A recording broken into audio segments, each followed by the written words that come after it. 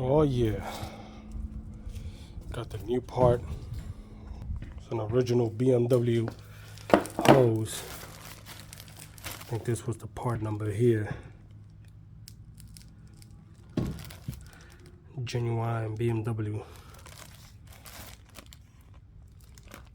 I don't understand why this thing is already leaking. But this one at the engine was the hardest one to take out. I took it out with this. I had to take this computer out the way just to get my hand in there. You can see it. You stick this in between here, just lift up and pull out. Now to put it back, all you gotta do is just coat it with some antifreeze. Put it in. I feel like it got oil.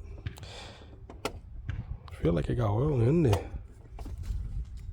It feels slippery.